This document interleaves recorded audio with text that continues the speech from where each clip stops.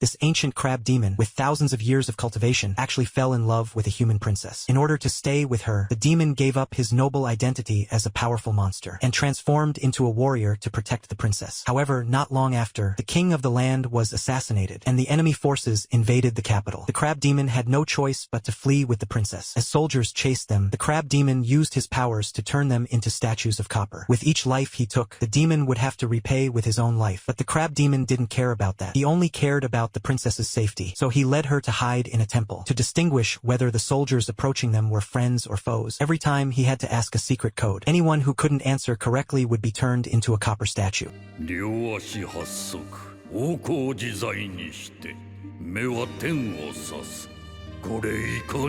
With his overwhelming power, the demon truly managed to carve out a safe haven for the princess amidst the chaos of war. But before long, the enemy hired a powerful sorcerer, who sealed the crab demon into a stone. After that day, he never heard anything about the princess again. He thought the story had ended there. However, several hundred years later, by sheer coincidence, the crab demon broke the seal and returned to the human world. He didn't realize that everything had changed. He continued searching for his princess, asking every passerby. The secret code only the two of them knew.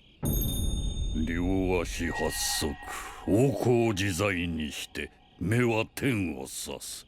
これいかに。何言ってんだ。お前。わからぬか。ならば。In one night, dozens of new copper statues appeared in the town, scaring the residents into staying indoors. The demon hunter, Kitaro, quickly heard the news and rushed over. At this moment, the crab demon asked the code again. 目は天を指す。これいかに。答えはカニよ。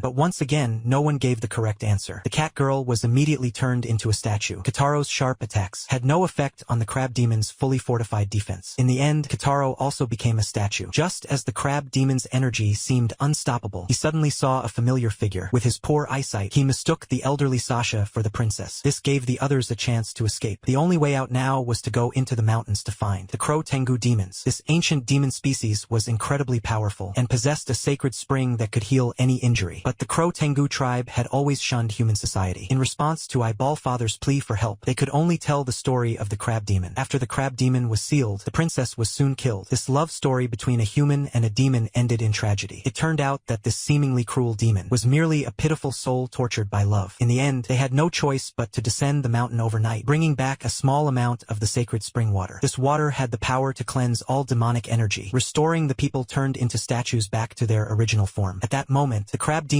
once again arrived, demanding that the princess leave with him.